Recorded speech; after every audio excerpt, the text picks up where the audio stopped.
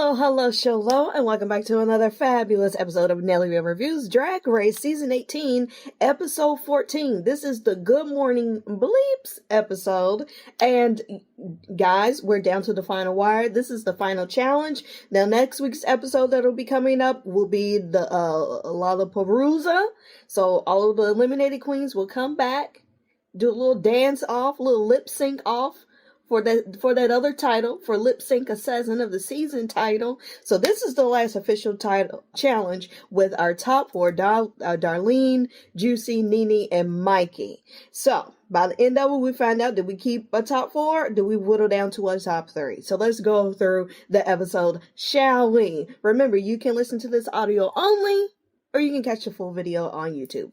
Pick your poison. So after Jane's elimination, that was a huge shock last week, but look, track record counts, but not always so much in the main season. Now, when y'all get to the finale, and look, we saw last year when Anya and Jules Sparkles went up against each other in that final lip sync. A lot of people felt like Jules won that final lip sync, but because of track record, obviously that was considered when Anya got the crown. Now, could some people say maybe Anya won that final lip sync? Maybe.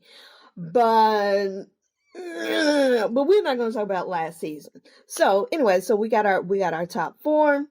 So after Jane's gone, the top four, they over her crying and snotting and crying. I gonna miss her so much. It's emotional. I get it. And it was an upset. But, Jane, she lost that lip sync. Great track record. We love to see you on All Stars. They congratulate Mikey on her third win. So Mikey's out here dipping and doing it. Then that's when they realized we just evened out the competition. Because before Jane went home, everyone else was pretty much fighting for second place. Let's be honest with the way things were going. Now, could somebody have snuck up and took the crown? Maybe. But now it's really anybody's game. And Nene's like, oh, well, you're welcome. You're welcome. And they realize, like, wait a minute, we all kind of we got a chance now. Moving on to the next day, there's a new day in the workroom. Mikey, this was funny. Mikey was carrying Juicy in, and I thought it was really cute. It was really funny. That I was like, that Mikey, you strong. I mean, Juicy's little, but I was like, damn. She picked her up like she was just a couple of ice cubes or something. They kiki, and then they realize they've never seen Darlene lip sync before. Darlene has never had to land in the bottom and lip sync. So she goes to the finale. Yeah, we're in for a surprise. And that means she has all of her tricks.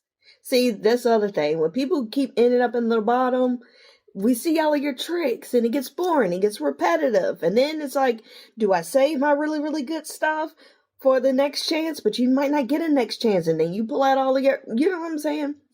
Now it's time for rules. Rule comes up with the video message and says a side ponytail is your best defense against financial ruin. Now this is a reference to a TikTok video Rue made probably like a couple of years ago.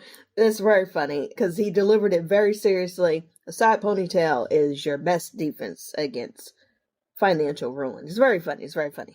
Rue comes in. I love the little red and white polka dot little ascot scarf. That was really cute.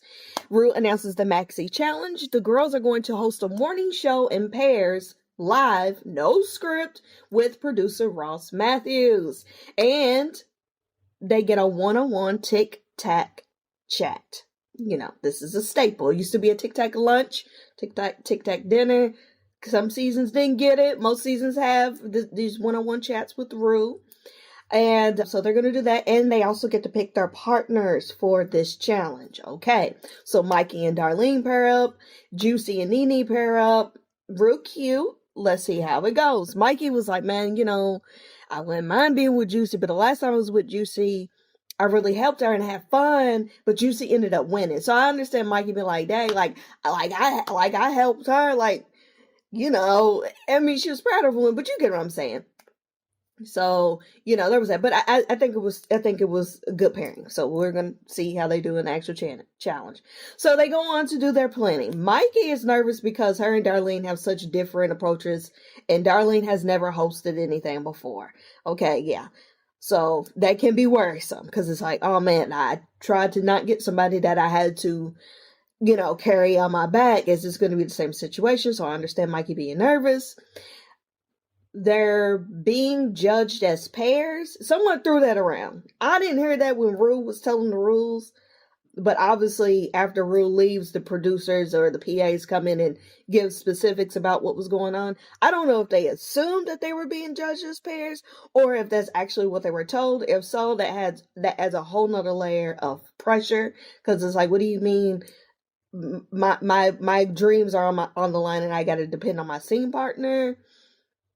It's giving layers of stress here. And then I said, Lord have mercy, Nene and Juicy. It's either going to be really good or really bad. Because, baby, they was a struggle bus trying to come up with some ideas, trying to focus. They are both really good team players. I don't know how good they are as taking charge and being a leader. At least not in this setting. They kind of need someone that's like throws a, you know what I mean? They kind of, I don't know, that pairing, I can see why they struggled, is all I'm saying.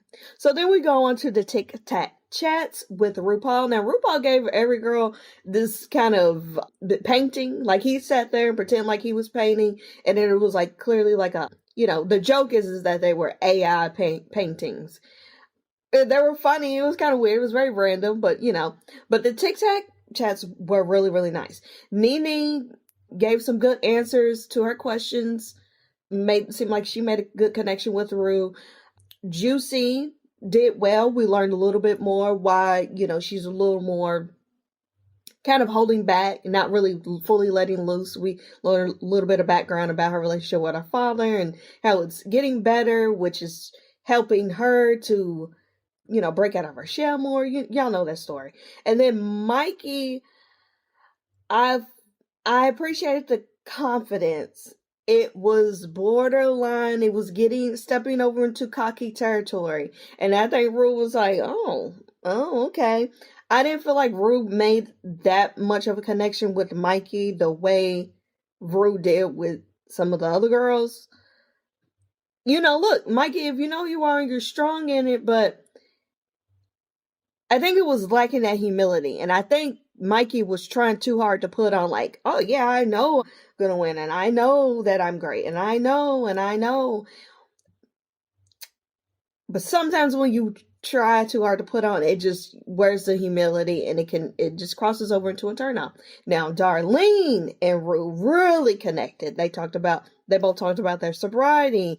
Darlene talked about how she finally decided to really commit to her sobriety journey when, 9+ years ago when she met her fiance and was like, I wasn't necessarily strong enough to stay sober for me, but I love this person so much. I really wanted to fight for them. And it was really beautiful. It was really, you could tell Rue was really moved, but it was also funny that in the beginning, Rue basically told Darlene, I didn't think you was going to be here. Rue was like, if I was a betting man, I don't know that I would have put money on you making it to the top 4, which was funny. I appreciate Rue being honest, but damn, you had to tell me you didn't see it for me. But it's true. A lot of people saw Darlene as a filler queen. But Darlene has really shown, especially I think since after the roast, Darlene really turned it around. Now we moved on to the recordings with Ross. Okay, so Nene and Juicy go first. Okay, it was a little rocky. It was a little shaky. They had some funny moments. They pulled it together. Juicy kept going a really sexual route. That kind of wasn't necessary. But I appreciate Juicy at least trying something and really going. I could see that she was really, really trying. And Nene really was committed to her character. And then I think, I said that their first segment was their weakest. It kept getting better and better. I think altogether, the girls did, 4 segments. But then when Mikey and Darlene went, It was like not even up for debate. You knew that, okay, like they won. Off rip. Wow, wow. I wrote wow, wow, wow, incredible. It was entertaining. It was funny. The delivery, their styles of comedy really complemented each other.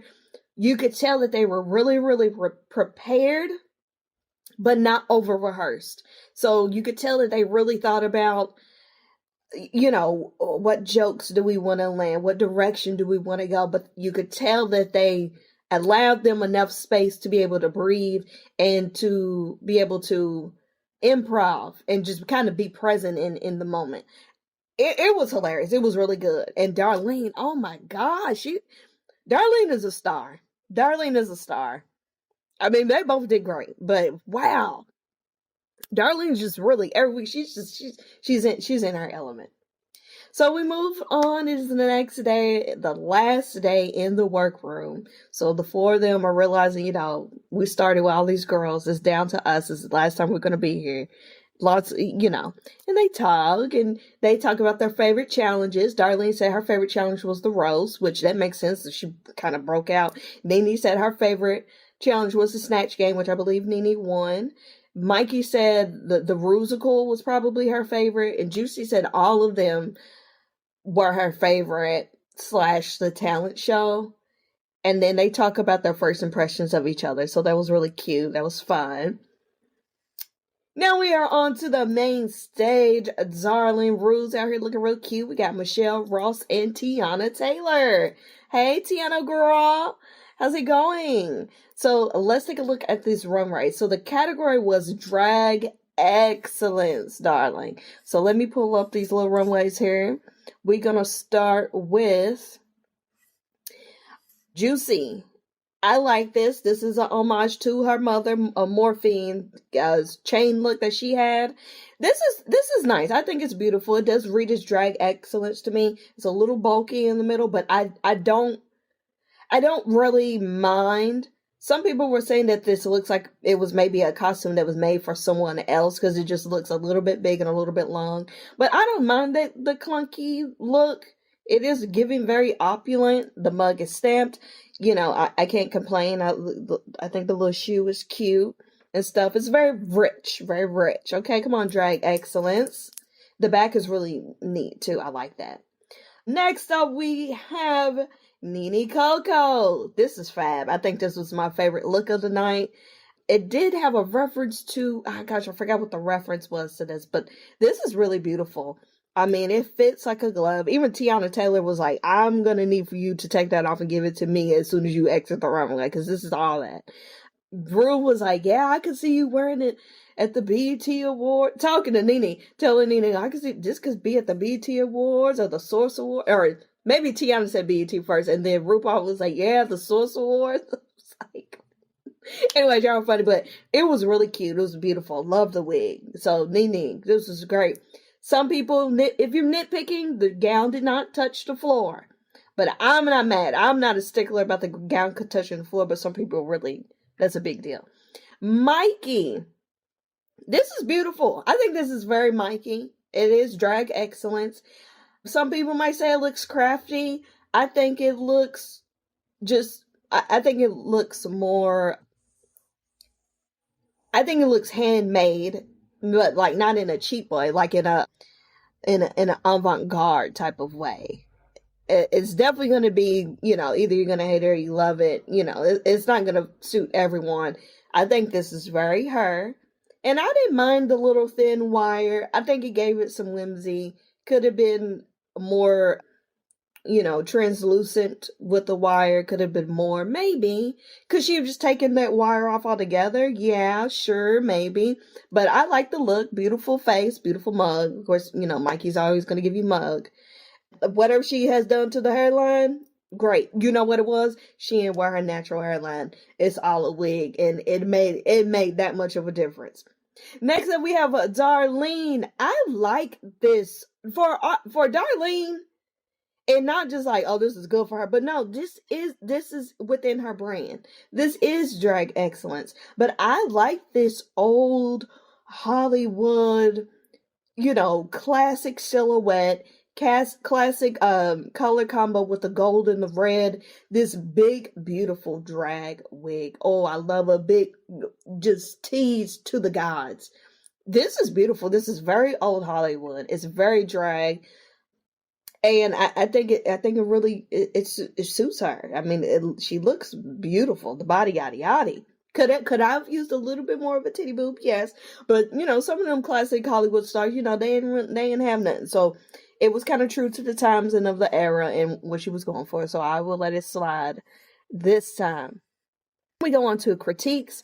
When Rue breaks down crying while talking to Darlene, oh my gosh. I needed a tissue. When Rue started breaking because we don't get that very often.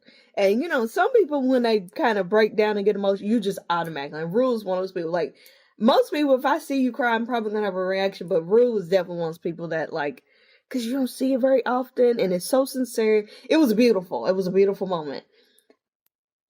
I feel like that moment. It felt like, is Darlene going to be our next queen? And is Darlene going to be our next reigning queen? It certainly feels like it. And of the girls who are left, I don't know. I just, it will make a great storyline. Here's somebody who kind of, was just kind of floated in the middle, but then just took off and is very grateful. And the maturity is there. I think that I don't know. I think I'm Team Darlene. So Mikey and Darlene win. That was no surprise. They get $2,500 each. Darlene made it to the finale without having to lip sync. This is a big deal. So congratulations to Mikey and Darlene. They're going to the finale. So in the bottom two, we have the other team, the other pair, NeNe and Juicy. So, is it going to be a moment where there's a double save? Are they both going to go and bring somebody back? No, I'm just playing. It's looking like it's going to get down to a final three. We've had final fours before. I think we've had a final five maybe even once. And then, of course, we've had final threes. I don't know. I can't remember if we've ever had a final two in the finale before. I'm not sure. So they lip sync to a Chaperone song, Super Graphic Ultra Modern Girl. Okay. NeNe had just did her lip sync in her gown. But she served face, she performed, she did great. Juicy had a reveal. She had her little dance costume underneath. She immediately took off what she wore on the runway. I think it would have been more impactful if she would have let the song build and then reveal to us, that she had the dance costume. But I understand you trying to fight for your life. You want to get right to it. So NeNe stays and Juicy leaves. Now, Juicy did a great job. They both did a great job. But this is one of those times where I think track record did play into a regular moment on the regular season, because Juicy had been in the bottom, what was this, the fourth time? So, and also, I think Juicy is just not ready she needs to go back in the oven. And Brew even says during the critiques, I think Juicy needs to cook a little longer or something like that. And that automatically let me know, even if she makes it past this episode, she's not getting the crown. Like, them showing that he said that, yeah. I love Juicy. It was a great run. But yeah, it was a tough decision, but it was the right decision. Juicy was not ready. You need to cook just a little more. But what a great run. And maybe next week when you come back for the Lollapalooza, I think that's a title that you can win, girl. At least we know we're about to get some good lip syncs. We're about to get some good TV next week. Juicy gonna be all in there. Cat, boom, boom, cat. So, anyways, let me still match Juicy. So we have our top three. We have NeNe, Darlene, and Mikey. Who's it gonna be? Because I can't pretend. So let's talk about Untucked really quickly. They do the show and tell with the paintings that they got from Rue. They had a good laugh off of those paintings. They were kind of funny looking. They played a game, And then Mikey, it's like one of those games where they had to read, like, it was like questions on little post-it notes or something. And Mikey's reading the post-it note, and Mikey says, hitting look followers first. It said, who's hitting look followers first? And everybody's looking like, what? And Juicy, without even seeing what was written down on the post-it, was like, 100K. And there, it was really funny because it did, I guess if you've reading it fast or depending on how it was written, Mikey thought it said look instead of 100K. So who's hitting 100K followers first is what it actually said. But the fact that Juicy, this little young child, knew that it said 100K without even seeing the paper, I thought that was funny. I got a little kiki out for that. But anyways, they had their, emotional moments, and they, said their goodbyes to the workroom. This was the final Untucked. Got some good little moments. They took some more pictures on the little Polaroid, and that was that. So we will see these girls again next week, but they're not going to be doing anything. We're going to see the Lollapalooza of all the eliminated queens, and then the week after that, that's when we are going to find out who is going to be the last one standing for season 18 of RuPaul's Drag Race. So with all that being said, that's about it, girls.